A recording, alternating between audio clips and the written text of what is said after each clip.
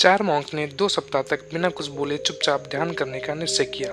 उन्होंने अपने इस अभ्यास के प्रतीक के रूप में एक मोमबत्ती जलाई, जो कि उन्हें हर वक्त यह याद दिलाती रही कि उन्हें बिना कुछ बोले बस ध्यान करना है। इसके बाद उन मॉन्क्स ने ध्यान करना शुरू किया। पहले दिन की रात होते होते मोमबत्ती टिमटिमाई और फिर बुझ गई।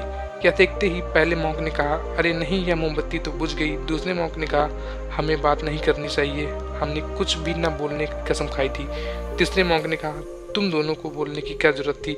चौथा मॉन्क हंसा और बोला, हा हा हा, मैं अकेला ही जिसने बात नहीं की। दोस्तों, उस दिन सभी की बोलने के अपने अपने अलग अलग कारण थे, लेकिन चारों में से प्रत्येक ने बिना कुछ सोचे ही तुरंत ही अपने विचार रख दिए। उनमें से किसी ने भी स्थिति को सुधारने का प्रयास नहीं किया। उसी आश्रम में उन चारों के अलावा एक बूढ़ा बुद्धिमान मॉन्क भी था। वह बिना कुछ बोले और उनकी तरफ ध्यान दिए बिना ही चुपचाप ध्यान करता रहा। इस तरह से उस बुद्धिमान मॉन्क ने बिना एक शब्द बोले उन चारों को ही उनकी गलती का एहसास करा दिया, जो कि वह चारों बोलकर भी न कर पाए। बिना सोचे समझे और जरूरत से अधिक बोलने पर हमें खुद ही लोगों के सामने शर्मिंदा होना पड़ता है।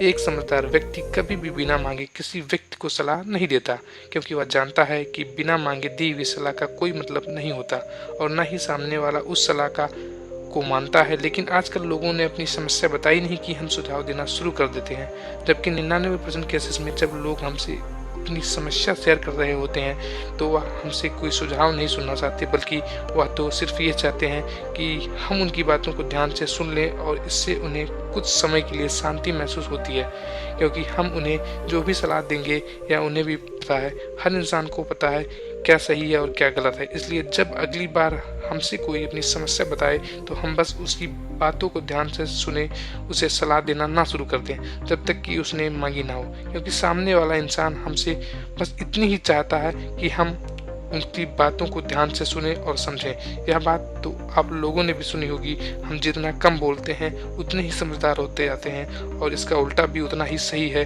जो जितना बुद्धिमान होगा वह उतना ही कम बोलेगा।